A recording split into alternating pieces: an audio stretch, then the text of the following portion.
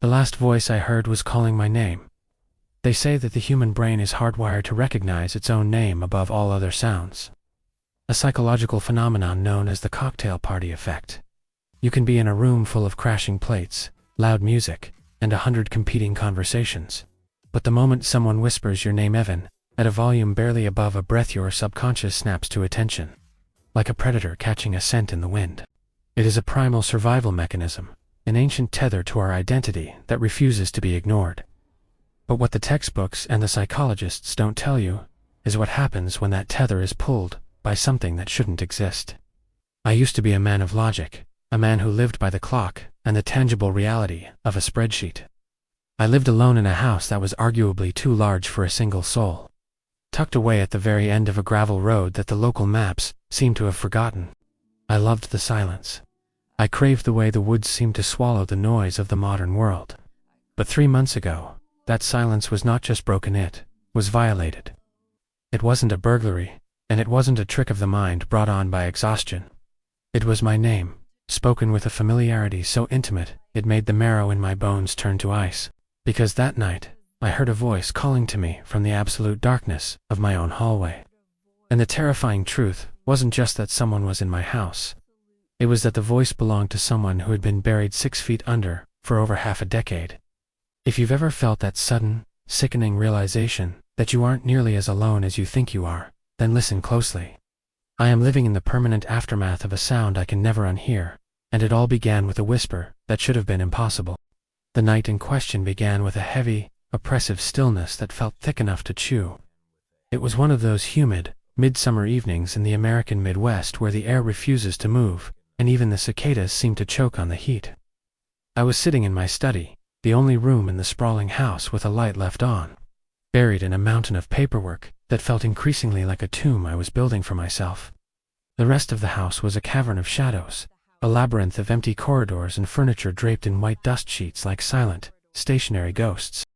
I had moved to this isolation to escape the relentless, grinding noise of the city, but mostly to bury the suffocating grief of losing my sister, Clara.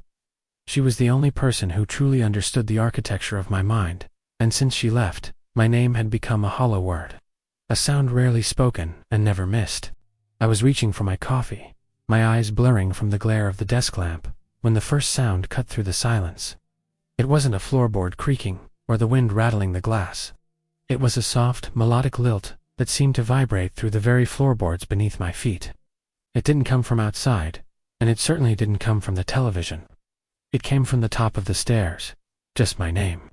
Not a scream, not a plea, but a gentle, inquisitive call. It was her voice. It was Clara's voice, with that specific, breathy cadence she had when she was about to tell a secret. My heart didn't just race, it came to a dead stop. For 5 agonizing seconds, the world became a vacuum. My rational mind, that desperate lying part of the brain, tried to tell me it was a grief-induced hallucination. It tried to convince me that the house was merely settling, the old wood expanding in the midnight heat. But logic is a frail, useless shield when your ears recognize the unique frequency of a loved one's soul. I stood up, the legs of my heavy oak chair scraping harshly against the hardwood floor, a sound that felt like a sacrilege in the heavy, expectant silence of the hallway. I didn't grab a weapon. I didn't reach for my phone to call the police. Curiosity is a far more dangerous and demanding master than fear. I stepped out of the warm amber pool of light from my desk and into the freezing, velvet darkness of the corridor. The temperature didn't just drop. It plummeted, as if the house had suddenly been plunged into the depths of a winter it hadn't earned. I could see my own breath misting in the air, a small, white ghost of my own making. I reached the base of the grand staircase and looked up into the impenetrable blackness of the second floor. "Clara," I whispered, my voice sounding like a stranger's in my own throat. There was no immediate answer, only the rhythmic, deafening thud of my pulse in my ears. I began to climb, each step feeling like I was dragging an anchor. Halfway up, the voice came again. This time it was closer, much closer. Emanating from the doorway of her old bedroom, a room I had kept double-locked and untouched since the day of the funeral. It was louder now, more insistent, yet still possessed that heartbreaking sweetness. It sounded like she was standing right on the other side of the wood, her face pressed against the grain, waiting for me to finally turn the handle. "Please," the voice said. Just that one word. Please. The grief I had spent years suppressing came rushing back in a tidal wave of sorrow that drowned out every survival instinct the first possessed. I reached the door, my hand trembling so violently I could barely manage to grip the cold brass knob. It felt like ice, as if the room beyond was not a bedroom, but a tomb. I turned the key, the metallic click echoing through the house like a gunshot, and pushed the door open into the dark. The room was empty. The silver moonlight filtered through the gaps in the dusty curtains, casting long skeletal shadows that danced across the peeling wallpaper. Everything was exactly as I had left it, the stack of books on her nightstand, the unmade bed with its faded floral duvet, the lingering faint scent of her favorite lavender perfume that now smelled of stagnant decay. But the voice hadn't originated from the room. It had moved. It was behind me now, drifting from the far end of the hallway near the narrow stairs that led to the attic. It was a soft, playful giggle this time, the exact sound we used to make when we were children playing hide-and-seek in our parents' basement. My name, followed by a light, airy laugh. I spun around, my eyes straining against the dark.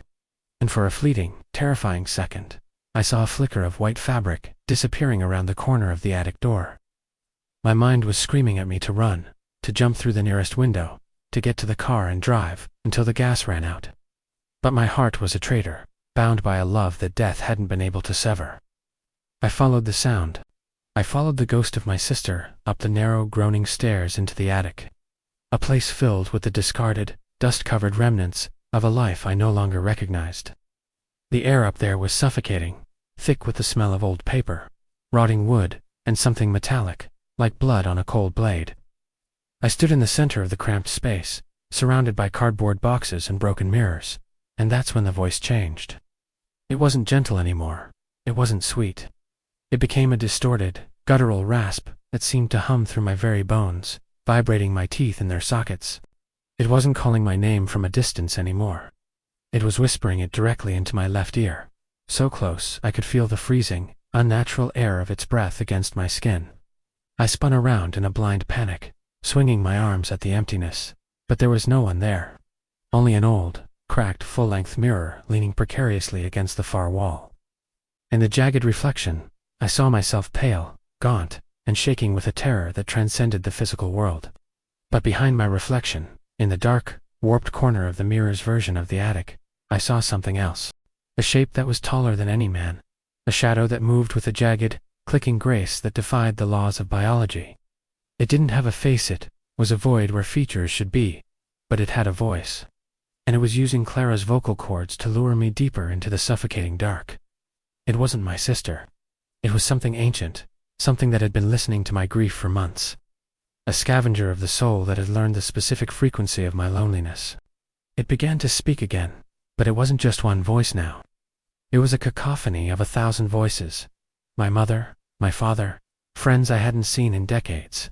People I didn't even know, all of them screaming my name in a discordant, deafening unison that made the glass of the mirror begin to spiderweb and crack.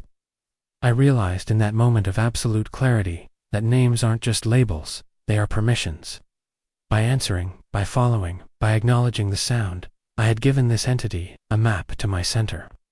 I had opened a door that didn't have a key. I scrambled for the stairs, falling, bruising my ribs against the sharp corners of old crates, the voices following me down like a physical weight, pressing against my back. I burst through the front door of the house and collapsed into the wet, freezing grass of the lawn, gasping for air as the first gray light of dawn finally began to bleed over the horizon. The house fell silent instantly, as if it had never spoken at all. I never went back inside that house. I left everything I owned, my clothes, my furniture, my memories, and my past. I live in a cramped, noisy apartment now, located in the loudest, most chaotic heart of the city I could find. I keep 3 televisions on at all times. I sleep with industrial-grade white noise machines blasting in every room. And I never, ever answer when I hear someone call my name in a crowd, unless I can physically see their lips moving and their eyes meeting mine. Because I know now that the world is not just made of atoms and light. It is full of things that listen to our silence. They wait for the grief to get loud enough. And then they use the one word you are powerless to ignore to bring you into their dark. I still hear it sometimes, even over the roar of the subway and the screams of the city traffic. A soft, melodic lilt, whispering to me from a dark alleyway or an empty stairwell. It is the last voice I ever want to hear, and it is still calling my name, waiting for me to forget the lesson I bought with my sanity that night. Don't answer. No matter how much it sounds like the person you miss the most, no matter how much your soul aches for it to be real, do not answer the voice in the dark. Because once you give a monster your name, it never, ever lets you go. It just waits for the next silent night to remind you that it's still standing right behind you.